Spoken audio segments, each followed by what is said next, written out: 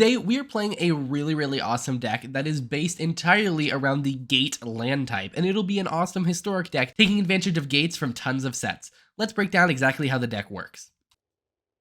Alright, so here's the deck. It is a Gate deck, and it is actually really simple. So, there are three types of cards in the deck. There are the Gates payoffs, and then there are the land dump cards. So let's break those all down, starting with the most important part, which is the Gates. The biggest card for this is Maze's End. It is this guy right here. It's a land, and it itself is actually not a gate, but it has an important ability on it, which is this one. You can pay 3, tap, and return it to its owner's hand to search your library for a gate card and put it on the battlefield, then shuffle your library. If you control 10 or more gates with different names, you win the game. So in essence, our goal is to get 10 different gates, which in the past meant that you needed pretty much one of each guild gate, but recently we've gotten a decent amount more. For example, we got the gates from Baldur's Gate, and we also got cards from Dominaria United, like Thran Portal, so there's even more gates that we can get. Now, the second type of card is going to be the ones that pay off having gates. So that's things like Guild Summit, which is going to help us draw cards, Gates Ablaze, which is going to help us stall until we get enough gates to win, and then Gatebreaker Ram, which it itself is a win con, as it gets +1/+1 for each gate you control. Then we have Circuitous Route, who can go get gates, or cards like Arboreal Grazer, Explore, and Growth Spiral, which lets us get gates onto the battlefield faster than normal. We also run Hydroid Krasis. It's just a really good card in Simic. It lets us get a big creature, maybe win with it, stall, refill our hand. It does a lot. Now, it really doesn't need it, but coincidentally, it only has one of each mana pip in every single card in the deck, so you might as well throw Gigantha in there. An extra 5 mana isn't bad. In worst case scenario, it's a 5/5 for technically 8.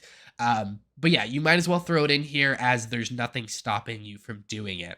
Another really powerhouse card that I didn't even realize got to Arena was Baldur's Gate. It lets you tap for colorless, and also it's a land that is a gate that doesn't enter tapped, which is really rare, but it lets you pay 2 and tap and add X mana of any one color, where X is the number of other gates you control. So that's really awesome.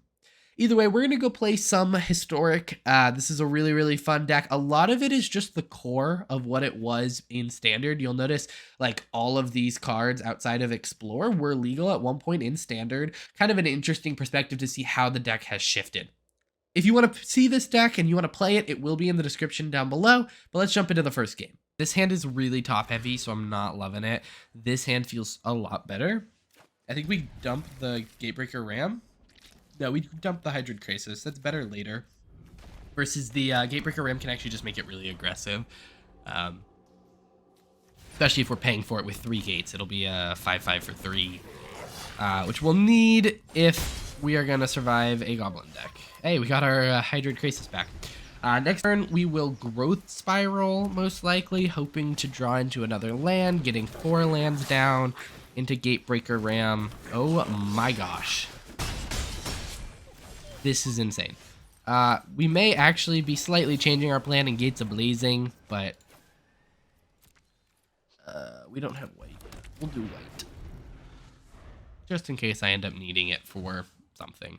So, we'll see what he has to do. I'm hoping he just plays out his entire hand, and then I can get to blaze it. That's the hope. Okay, that's 1 card. Play like 3 1-drops. That would be great. Oh, play a 1-drop now. Oh, yes. Yes. Okay. We are definitely Gates Ablazing. This is going to feel good. So, this is going to deal what? 4 damage? Yeah, that'll kill. We're good. So, Tire Board dies. We are going to take 1. We then are going to play the 4 Explore. We are going to pay the life in order to get the mana to then do this, to play an extra land. There are a couple non-gate cards just to try and smooth out the earlier turns, because everything entering tapped is really weird. That was rough. Don't know what happened there. We are going to pay 5 mana into this. 7 mana total, I guess, to get a 5/5 Flying Trampler, draw some extra cards. Those are not the cards we wanted, but I'm glad we weren't drawing those for 2 turns now.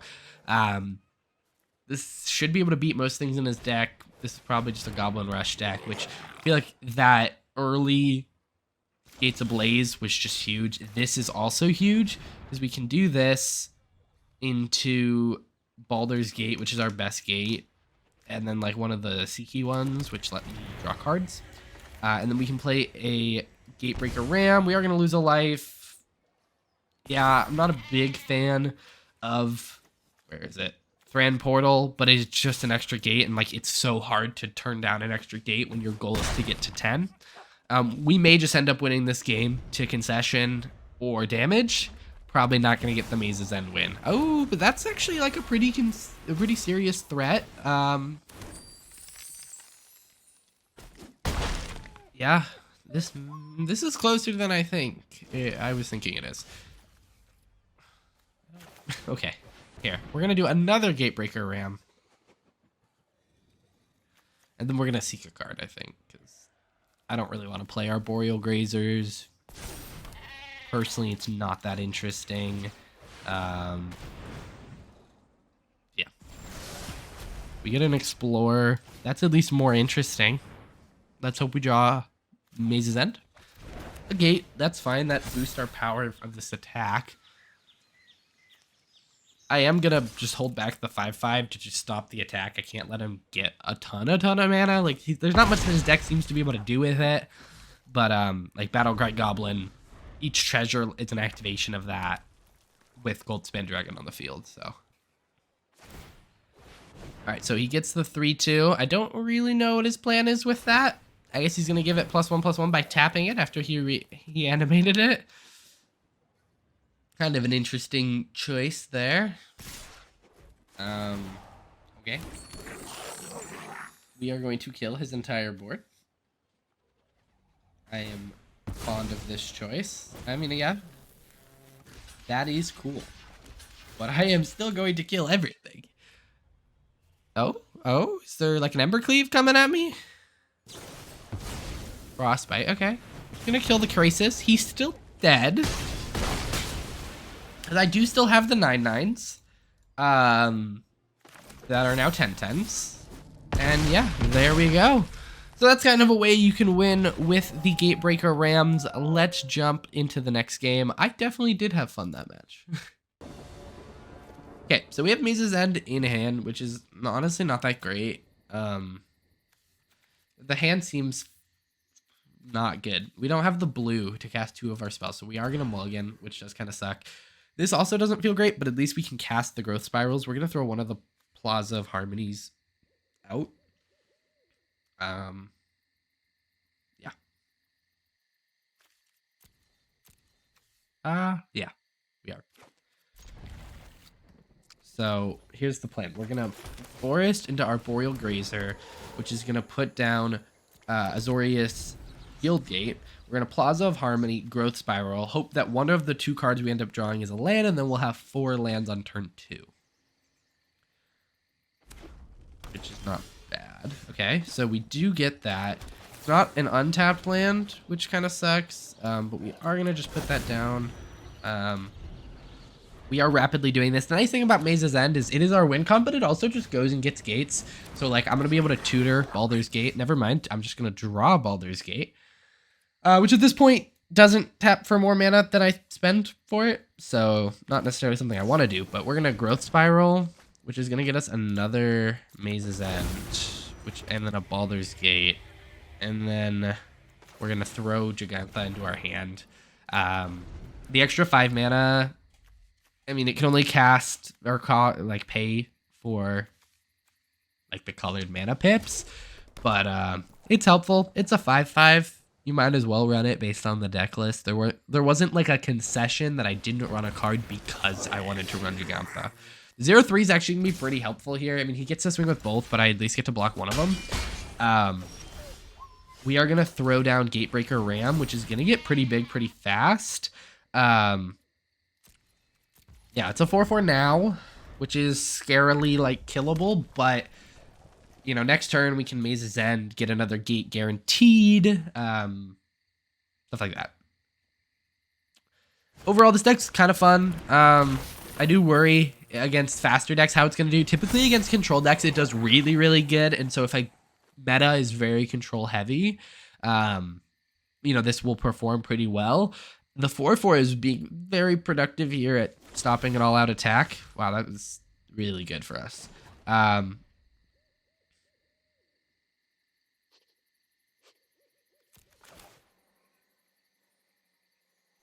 Okay. So we're going to tap this for blue. We're going to tap this for white. We're going to tap this for white. We're going to play a Guild Summit. And then we're going to tap the 2 gates. We're going to play Thran Portal for green. Yeah. And then, pretty good.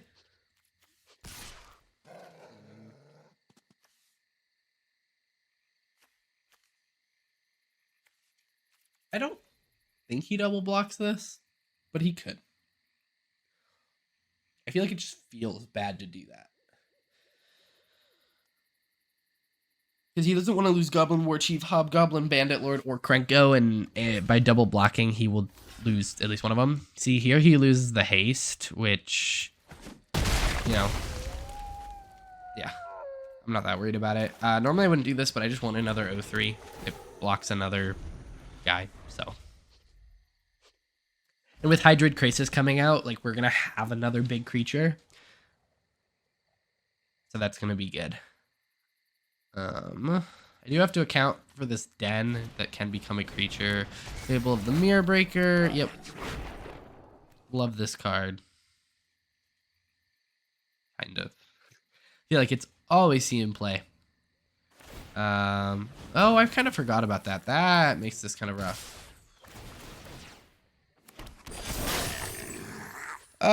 Okay. Yep. Glad we're gaining some life, but I think we're dead unless I get a Gates Ablaze.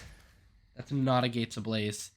What we're gonna do, we're gonna go get some gates and hope that Guild Summit draws us into a Gates Ablaze. That's really what we need. Oh, thank goodness. Okay, Gates Ablaze. Gonna just kill the whole board. Thank you, Gates Ablaze. I appreciate you. Next we can play a Hydroid Krasis. He's running low on cards. He does get to filter out the cards he doesn't want, which is good. And there is a Den of the Bugbear that can be triggered. I'm not going to hover over it because I don't want to remind him of that. I think it costs 4 to do, so I think at this point he's given up on it. Oh, he can give that +1/+1 in haste using its ability, which is it other? I don't want to hover over it. Goblins you control get +1/+0 in haste. That's very close. That's very scary. If he had 1 more mana, we just lost right there. Luckily, I think we're fine. Unless he has a burn spell. I swear to God, if he has a red burn spell, okay. So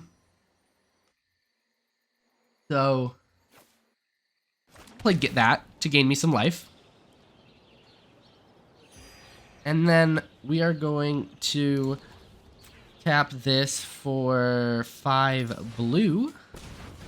And then we're going to tap everything else. So that will give us, what, 7, 9, 10 mana. So we're going to gain 5. Yeah. I could tap this for an extra, like, to make it an 11/11, but there's no difference between a 10/10 and an 11/11 Hydroid Krasis. We're then going to...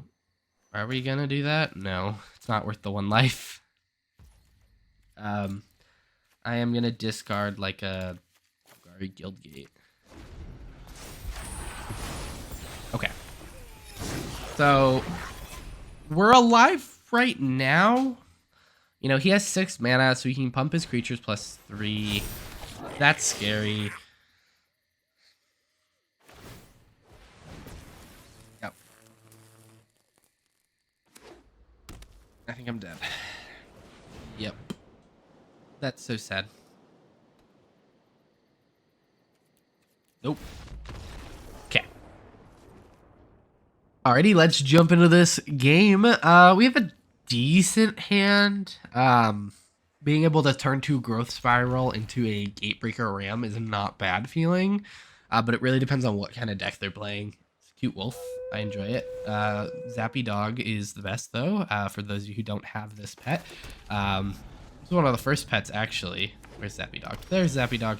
Either way, let's do Growth Spiral. We'll put a Gruul Guild Gate down. Next turn, play the Gatebreaker Ram. Yeah. Oh, we might be going up against another Gates deck. We are. So it'll be the mirror match. You will get to see a Gates deck win. I don't know which, but you will. I think we're going to do Gatebreaker Ram. Just kind of go for the aggressive strategy here. If we can just outgate them, that'd be great. But we'll see.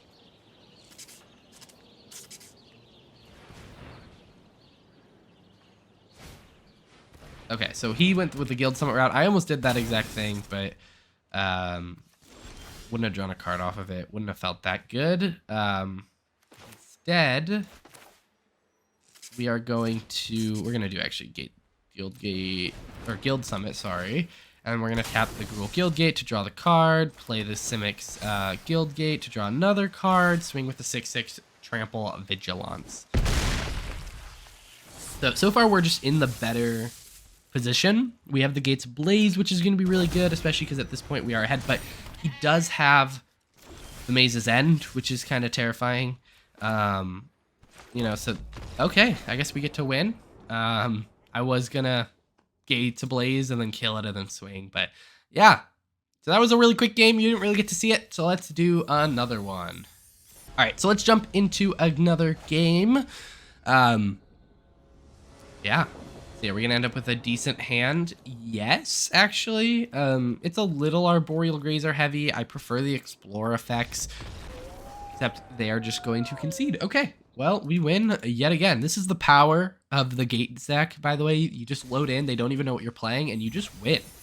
All right, but in all seriousness, that is the deck. It is a lot of fun. There's lots of different ways you can win, and it kind of reminds me of Old Standard a little bit. You can, again, get the deck list in the description down below. Let me know if you end up using it, your thoughts on it. It's not too wildcard intensive, which is kind of nice as well. I will see you guys in the next one. If you want to see more gameplay, there'll be a couple cards on screen now. You guys should check out my Rusko Brawl video, where I talked about the most oppressive commander in Historic Brawl that we've seen in quite some time. But I'll see you guys in the next one. Bye.